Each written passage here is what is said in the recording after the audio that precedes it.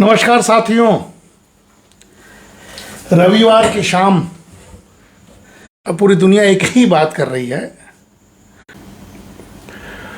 जैसा कि डर था, भय था, आशंका थी। कुछ दिन पहले हम लोग भी बोले थे कि अमेरिका इजराइल के पक्ष में खुले तौर पर आकर अंत में ईरान के ऊपर उसके परमाणु संयंत्रों पर उसने बम्बार्डिंग कर ही दी, और वो करना भी था। मुझे पूरा विश्वास था क्योंकि कुछ वजह है। साथियों, अमेरिका कोई मामूली देश नहीं है, वो महाशक्ति है, लेकिन अपनी महाशक्ति के प्रभाव को बचाने के लिए इतिहास है कि अमेरिका कुछ भी कर सकता है और दूसरे देशों पर वो अपनी दादागिरी और अपना नियंत्रण जमाए रखना चाहता है, क्योंकि वो सर्वशक्तिमान बने रहना चाहता है। जब से रशिया का विखंडन हुआ तो सोचा हमने कि चलिए कुछ आज लाइव होके कुछ आपसे बात करें और फिर कल की बात कल पर छोड़ा जाएगा। साथियों, मैं भाई साहब के सानिध्य में इन दिनों कुछ काम कर रहा हूं, उन्हीं के कृत्य पर काम कर रहा हूं, लेकिन अब बीच बीच में रह रह कर इन घटनाओं को भी देखना पड़ता है, सुनना पड़ता है। साथियों, ये युद्ध जो है, आप देख रहे होंगे कि रशिया और यूक्रेन का युद्ध लंबा खींचा और उसमें भी कहीं ना कहीं से पाश्चात्य अमेरिका का हाथ है। पाकिस्तान के दुस्साहस के पीछे भी कहीं ना कहीं अमेरिका का हाथ है। साथियों, मैं आज एक विशिष्ट बात कहने जा रहा हूं आपसे। टेलीविजन के अलावा यह जो पूरा माहौल है, इसको हम वॉर इकोनॉमिक्स के रूप में देख रहे हैं, युद्ध का अर्थशास्त्र, और इसके पीछे सिर्फ और सिर्फ अर्थशास्त्र ही छिपा है। साथियों, यकीन मानिए, इस जो युद्ध चल रहा है यह एक आर्थिक रणनीति के रूप में है। और अगर आप देखेंगे तो जो युद्ध का अर्थशास्त्र है, जो हम लोग विगत कई वर्षों से कहते भी रहे हैं, अगर उस दृष्टिकोण से देखेंगे साथियों, तो यह एक ऐसा थ्योरेटिकल स्ट्रक्चर है या सैद्धांतिक ढांचा है जो यह मानता है साथियों कि युद्ध का उपयोग आर्थिक साधन के रूप में किया जा सकता है। और यह बहुत पहले से इस पर हम लोग बात करते रहे हैं और एक इतिहास भी है। यानी वार का थोपना एक आर्थिक साधन भी है, विशेषकर जब जब किसी देश की आंतरिक अर्थव्यवस्था, ध्यान से सुनिएगा मैं क्या बोल रहा हूं साथियों, याद कीजिए कि भारत सबसे तेजी से उभरती हुई अर्थव्यवस्था है, चौथी अर्थव्यवस्था विश्व की बनी है, दुनिया के तमाम देशों से तेजी से बढ़ भी रहा है और दुनिया के तमाम तेज इंक्लूडिंग चाइना उससे बहुत पीछे हैं। तो हमारा यह मानना है साथियों कि जब जब किसी देश की आंतरिक अर्थव्यवस्था मंदी, रिसेशन या संरचनात्मक संकट से गुजरता है, तो कहीं ना कहीं संघर्ष सा माहौल हो जाता है। अमेरिका ने ऐतिहासिक रूप से भू राजनीतिक संघर्ष का उपयोग, यह आज की बात नहीं, आप इतिहास दोहरा लीजिए, मेरे सामने से विगत 4 दशक से मैं भी देख रहा हूं कि अमेरिका ने ऐतिहासिक रूप से भू राजनीतिक संघर्षों का उपयोग अपने सैन्य औद्योगिक तंत्र को सक्रिय करने, वैश्विक प्रभुत्व बनाए रखने और घरेलू आर्थिक ठहराव का समाधान करने के लिए ही किया है। इसलिए टेबल टॉक के पहले स्ट्रेटजी बनी। पाकिस्तान का जनरल लंच पर बुलाया गया। इजराइल ने 5वें दौर की वार्ता के पहले ही ईरान पर अटैक कर दिया। यह सारी एक रणनीति का हिस्सा है,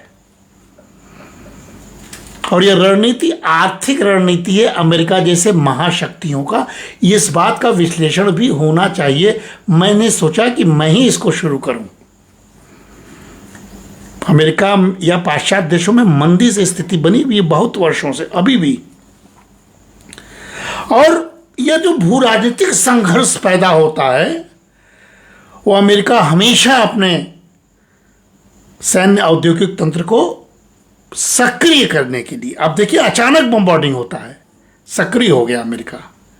अब उसकी डिमांड बढ़ेगी अस्त्र शस्त्र की, और अपना वैश्विक प्रभुत्व भी उसका थोड़ा सा बढ़ा। और साथ ही साथ तो इंटरनल आर्थिक मंदी है, उस आर्थिक ठहराव का समाधान भी इससे निकलता है। साथियों, मैंने इस और संकेत आपका किया है। इस स्पेसिफिक वार के समय मैं आर्थिक या वार इकोनॉमिक्स पर बात कर रहा हूं। दोस्तों, पश्चिम एशिया में ईरान और इजराइल के बीच चल रहे ओपन वॉर और कहीं न कहीं गुप्त टकराव अमेरिका के समर्थन सहित, आप ध्यान दीजिएगा, अमेरिका के समर्थन सहित आप इसकी निरंतरता को देख सकते हैं। दोस्तों, ऐतिहासिक आंकड़ों, सैन्य व्यय, आर्थिक मंदी और रणनीतिक कूटनीति के, अगर हम विश्लेषण के रूप में इसको बात करें, टीवी के विश्लेषणों के अलावा, बम्बार्डिंग धूम धड़ाका के अलावा, तो हम यह कह सकते हैं कि आर्थिक नीति के रूप में युद्ध एक प्रमुख उदाहरण के रूप में अभी वर्तमान में पेश हो रहा है। साथियों, युद्ध केवल राजनीतिक नहीं बल्कि आर्थिक हितों की भी सेवा करता है। यह कॉन्सेप्ट नया नहीं है, आप इतिहास उठा लीजिए।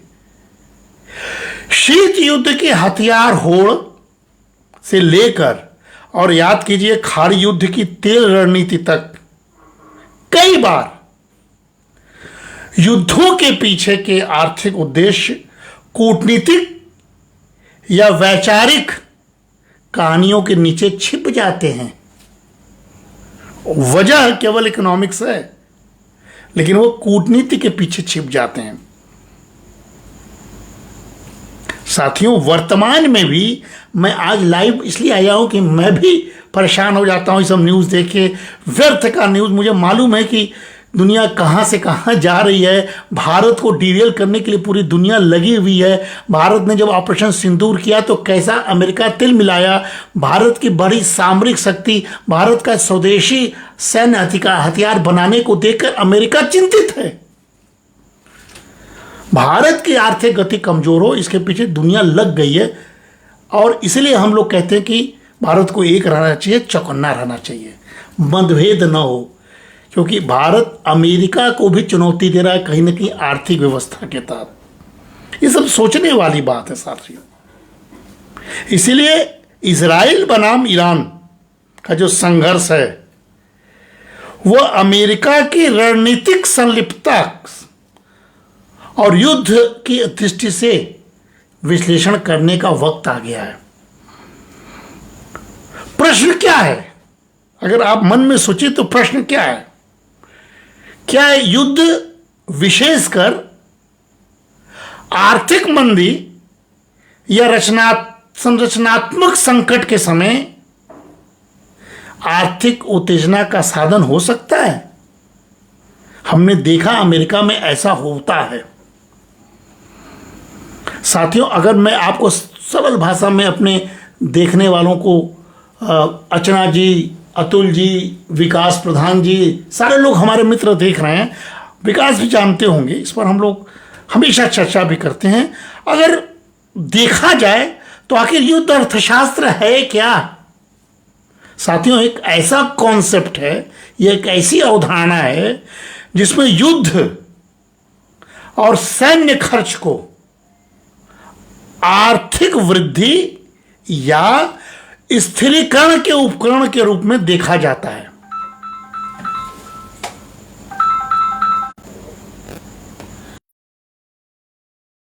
मैं बताता हूं, 2-3 लोग फोन जरूर करते हैं, या तो जानबूझकर करते हैं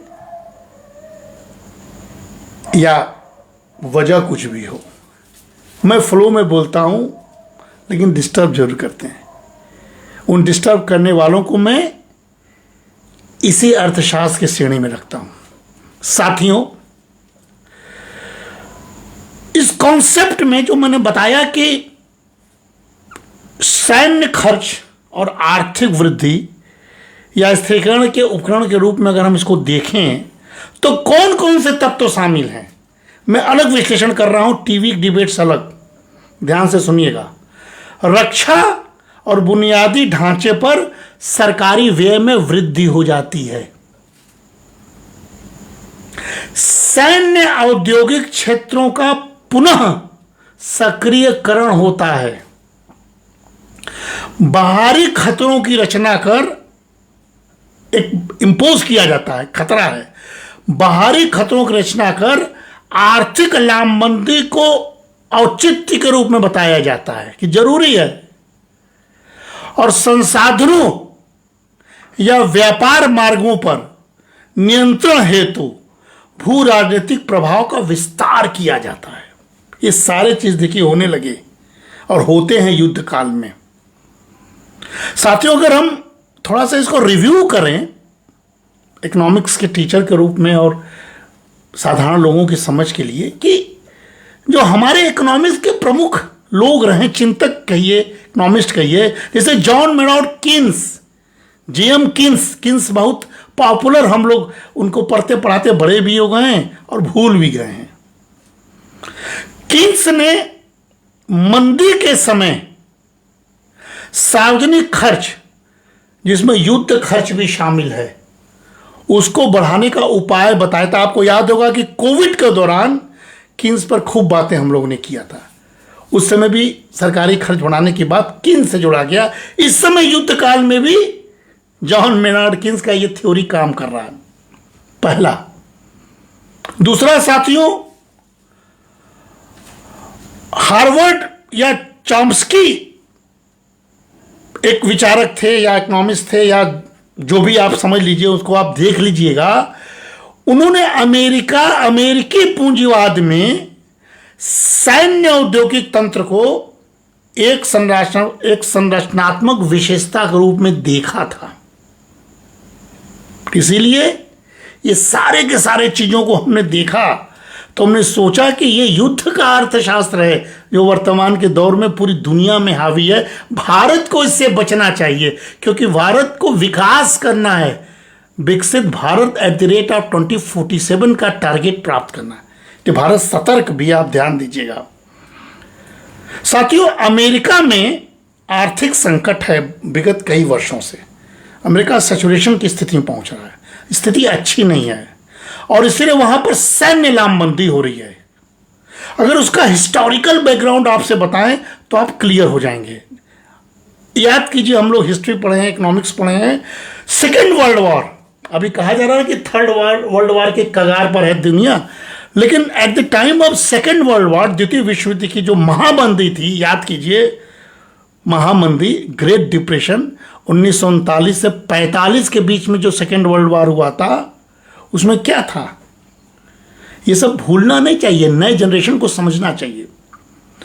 न्यू डील समिति रूप में वो सफल रही वॉर इकोनॉमिक्स, लेकिन युद्ध खर्चों ने अमेरिकी अर्थव्यवस्था को पुनर्जीवित कर दिया। ये मजा देखिए, उस ग्रेट डिप्रेशन में, वर्ल्ड वॉर के समय अमेरिका पुनर्जीवित हो गया इकोनॉमिक्स की दृष्टि से। भारी रक्षा अनुबंधों ने उद्योगों को गति दी और बेरोजगारी घटाई। अब सोचिए, अमेरिका का जाल देखिए, चाल देखिए, गति देखिए, व्यवहार देखिए। साथियों, दूसरा एग्जाम्पल देता हूं, वियतनाम युद्ध और उस समय का आर्थिक पुनर्गठन याद दिलाता हूं। 1965 से 73 का पीरियड, सामाजिक विरोध के बावजूद युद्ध, उस समय के युद्ध ने औद्योगिक उत्पादन को बनाए रखकर साथियों आर्थिक संकट को टालने में सहायता की थी। वियतनाम वॉर कितना प्रसिद्ध है, वो भी वॉर था, लेकिन अमेरिका की इकोनॉमी बढ़ी। तीसरा एग्जाम्पल जो हम लोग के सामने हुआ, हम लोग को याद है, प्रत्यक्ष हम लोग स्टूडेंट पीएचडी कर रहे थे, पीजी और पीएचडी साथ साथ उसी समय हो रहा था, खाड़ी युद्ध, और साथ ही साथ उसके बाद 9/11 का युग, 1990 से 2010, उसी के बीच भारत में लिबरलाइजेशन हुआ। साथियों याद कीजिए, खाड़ी युद्ध 1991, 1991, जिसके बाद भारत को मजबूर होना पड़ा लिबरलाइजेशन के लिए। 1991 यानी खाड़ी युद्ध और अफगानिस्तान इराक युद्ध 2001 से 3 तक चला। आर्थिक अस्थिरता की स्थिति में लड़े गए थे, उस समय भयंकर इंस्टेबिलिटी थी, उसके बावजूद खाड़ी युद्ध हुआ था। 9/11 जो अमेरिका में हुआ था के बाद निगरानी अर्थव्यवस्था, जो हम लोग कहते हैं कि एकदम उसकी निगरानी किया जाता है चारों तरफ के माहौल को, और विजिलेंस की जो हम बात करते हैं, जो आज एआई के रूप में तब्दील हो गया, उसमें यानी टेक्नोलॉजी का इनोवेशन में और रक्षा प्रौद्योगिकी का खूब विकास हुआ, डिफेंस के सेक्टर में खूब विकास हुआ, अमेरिका की इकॉनमी पुनर्जीवित हुई। जैसे भारत स्वदेशी, पाकिस्तान की वजह से स्वदेशी जो डिफेंस की बात कर रहा है, तो भारत की इकॉनमी बढ़ रही है। साथियों एक और एग्जांपल दे रहा हूं, 2008 में जो मंदी आई ग्रेट डिप्रेशन के बाद, और उसमें आतंक के खिलाफ भी युद्ध हुआ, उस संकट के बाद अमेरिकी सैन्य ठिकानों की संख्या में, अमेरिकी जो सैन्य ठिकाने हैं चारों तरफ, आतंकवाद के नाम पर उन ठिकानों में भयंकर वृद्धि होती है। जगह जगह अमेरिका अपना ठिकाना बना लेता है, ये आतंकवाद के नाम पर, यानी वॉर और आतंकवाद दोनों के साथ अमेरिका ने इकोनॉमिक गठजोड़ किया, और आज वो चल रहा है। एक और पाकिस्तान के जनरल को बुलाता है, उससे अपने को नोबल दिलवाने की बात करता है, और दूसरे वो डील हो जाती है कि मैं ईरान में बमबार्डिंग करने जा रहा हूं, तुम कुछ मत बोलना, तुम्हें हम आर्थिक मदद देंगे। हो सकता है कि आने वाले समय में पाकिस्तान अमेरिका का सैन्य अड्डा प्रमुख बन जाए, ये भी सोचने वाली बात है। युद्ध अर्थशास्त्र का एक तरीका है साथियों। वर्तमान जो परिप्रेक्ष्य है, इजराइल, ईरान, अमेरिका का जो त्रिकोण है, इसको हम युद्ध अर्थशास्त्र से बार बार कह रहे हैं कि आज हम विश्लेषण में जोड़ रहे हैं, एक अलग दृष्टि दे रहे हैं आपको।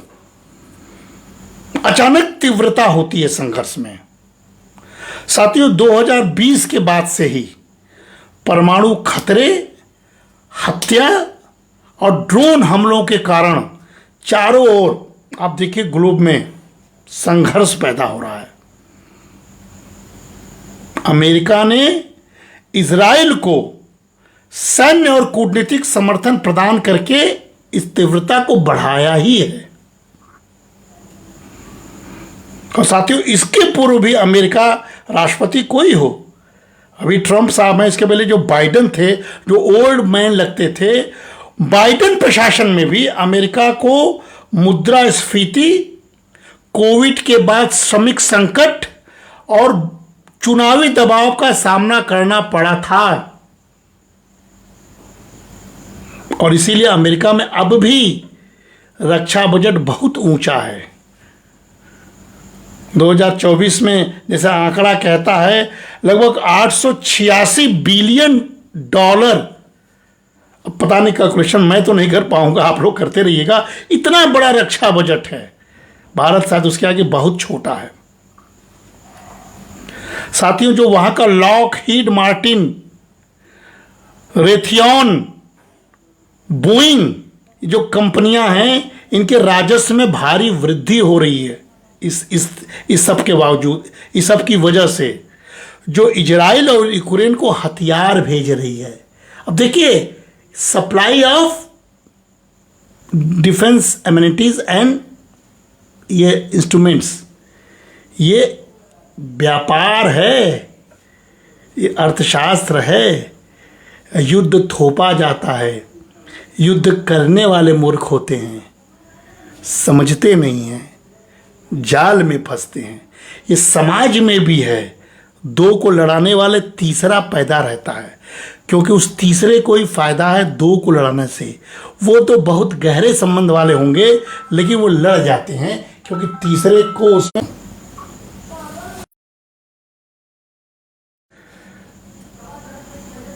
पूरे के पूरे इस तरह के हथियार लॉबी के राजस्व में वृद्धि होती है यूक्रेन वाले युद्ध में। अब राजस्व में वृद्धि होगी इजराइल के युद्ध में। साथियों, सैन्य औद्योगिक लॉबी का अमेरिका में भारी राजनीतिक दबाव काम करता है। इसको सबको समझना चाहिए, पूरे देशवासी इसको ध्यान से समझें। युद्ध से लाभ होता है उनको, हथियार निर्माता, लॉजिस्टिक्स और निगरानी तकनीक, इसमें भारी वृद्धि होती है, इकोनॉमिक्स का हिस्सा है। जब कंजम्पशन के और आइटम सैचुरेट हो जाते हैं तो युद्ध थोपा जाता है। राजनीतिक लाभ इससे कमाता है अमेरिका जैसा देश। रक्षा नौकरियां, चुनावी फंडिंग और इजराइल समर्थक लॉबी जैसे AIPAC, इससे गठजोड़ इसको सिद्ध करता है साथियों। इसीलिए अगर हम पूरे दृष्टि से देखते हैं तो यह केवल आर्थिक है या साम्राज्यवादी रणनीति, इस पर गहन चर्चा करना चाहिए। दोस्तों, आपको पता है पश्चिम एशिया के ऊर्जा गलियारों पर रणनीतिक नियंत्रण बहुत महत्वपूर्ण विषय है। रूस और चीन के साथ संलग्न ईरान को सीमित करना भी अमेरिका का उद्देश्य रहेगा, इसीलिए यह हो रहा है। इजराइल की क्षेत्रीय श्रेष्ठता की रक्षा, जो अमेरिका का दीर्घकालीन सैनिक सहयोग है, यह भी मुख्य कारण है अमेरिका इंटरवेंशन का। लेकिन जो इसका इकोनॉमिक इम्पैक्ट है, जो जिसकी चिंता करने के लिए हम बैठे हुए हैं, कि तेल की कीमतों में बेतहाशा वृद्धि संभव है। साथियों, अमेरिकी ऊर्जा कंपनियों को लाभ होगा इससे। युद्ध के अर्थशास्त्र में हमें आम आदमियों को नुकसान होगा, अमेरिकन इकोनॉमी को लाभ होने जा रहा है। आपूर्ति श्रृंखला का जब संकट पैदा होगा, रक्षा निर्माण और घरेलू उत्पादन का औचित्य बढ़ेगा। और यही नहीं, देखिएगा आप वॉर इकोनॉमिक्स का दूसरा इंपैक्ट, वॉल स्ट्रीट में रक्षा कंपनियों के शेयर में भारी उछाल आएगी। इसीलिए अगर इस पर हम बहस करें, डिबेट करें, तो तर्क है कि युद्ध की लागत, मानव, नैतिक और स्थायी अस्थिरता, इसका क्या संबंध है, कैसे इसको हम समझाएं। साथियों, युद्ध अर्थशास्त्र अक्सर स्थायी सैन्यकरण की ओर हमें ले जाता है, खास करके अमेरिका जैसे देशों में, जो दीर्घकालिक आर्थिक समाधान कभी भी नहीं हो सकता किसी भी कल्याणकारी राष्ट्र के लिए। यह लोकतांत्रिक उत्तरदायित्व को हमारे कमजोर करता है। भारत इसीलिए चिंतित रहता है। भारत एकमात्र सेकुलर कंट्री है जो कि अपने देश में सबको रखा हुआ है, बावजूद कि यहाँ भी सेकुलरिज्म के नाम पर आतंकवाद सर उठाता है। और साथियों, साथ ही साथ ये विदेश नीति का भी सन्निकरण करता है। इसलिए अगर हम निष्कर्ष के रूप में देखें आज के लेक्चर को समाप्त करने से पहले, कि जो इजराइल और ईरान का संघर्ष है, उसमें अमेरिकी भागीदारी का होना, भले इसको हम कूटनीतिक रूप में प्रस्तुत करता हुआ देख रहे हैं, पर उसमें युद्ध अर्थशास्त्र की स्पष्ट छाया है। इसको क्लियर कट आप समझिए। क्योंकि इतिहास दर्शाता है, जैसा हमने बताया है, कि आर्थिक संकट प्रायः सैन्य सक्रियता में वृद्धि के साथ आता है। हम मानते हैं कि एकमात्र कारक नहीं है, फिर भी आर्थिक हित और मंदी की राजनीति अमेरिकी रणनीति का एक बहुत महत्वपूर्ण घटक है। हमने कई बार देखा है, भारत भले से लो गति से बढ़ता हुआ देश कभी रहा हो, लेकिन कभी युद्ध थोपकर अपने अर्थव्यवस्था को मजबूत करने की कोशिश नहीं करता है। ऑपरेशन सिंदूर इसका एग्जाम्पल है कि सिर्फ और सिर्फ आतंकवादी घटनाओं पर, आतंकवादी अड्डों को नष्ट करके वापस आता है। बढ़ाने के लिए प्रबल दावेदार नहीं था, भले से ट्रंप चिल्ला रहे हैं कि उनकी वजह से हुआ, ऐसा कुछ नहीं है। भारत अपने इकोनॉमिक्स के प्रति, अपनी सामरिक शक्ति के प्रति, अपनी शांति के प्रतीक के प्रति, अपने कल्याणकारी राज्य के प्रति और अपने जनता के प्रति बहुत दायित्वपूर्ण निर्वहन कर रहा है, बहुत जिम्मेदार देश के रूप में। इसलिए साथियों, जब तक सैन्य औद्योगिक तंत्र अमेरिकी राजनीति और अर्थव्यवस्था में गहराई से जड़े जमाए रहेगा, जो कि हमने देखा है, तब तक युद्ध भू राजनीतिक और अर्थनीति दोनों का ही साधन बना रहेगा। इसको आप गांठ बांध के रख लीजिए। इसीलिए हमें अपने हित की चिंता करनी होगी। भारत को, हमें किसी के जाल में नहीं फंसना होगा। और आप देखते होंगे हमारे विदेश नीति, हमारे अधिकारी कितने सतर्क हैं, हमारे देश के प्रधानमंत्री कितने सतर्क हैं कि अमेरिका का ट्रंप उनको बुलाता रह गया। अपने देश में आकर अपने सामान्य जीवन जीते हुए इस देश के हित की बात सोचने वाला प्रधानमंत्री हमारे पास है। वो युद्ध की जाल में नहीं फंसने वाला है, अमेरिका की जाल में नहीं फंसने वाला है, किसी के जाल में नहीं फंसने वाला है। वो अपने को मजबूत करते हुए अपने हित को साधने वाला भारत एकमात्र इस समय दुनिया में देश अपने को प्रस्तुत कर रहा है साथियों। इसीलिए जो भी तत्कालिक प्रभाव है उस पर हम डट के मुकाबला करेंगे।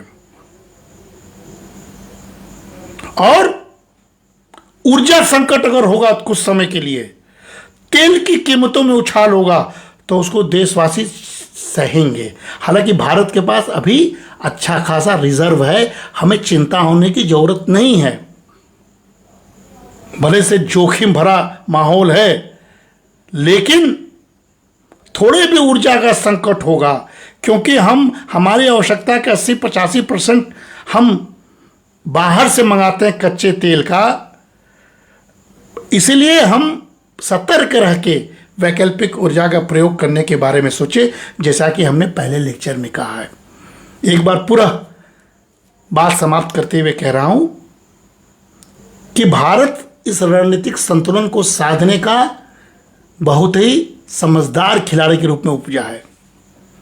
अमेरिका एक बार पुनः अपने नागरिकों को संकट में डाल गया, अपने सैनिकों को संकट में डाल गया। युद्ध थोपकर अपनी अर्थव्यवस्था को बूम देने वाला यह देश किसी का नहीं है। नमस्कार, जय हिंद।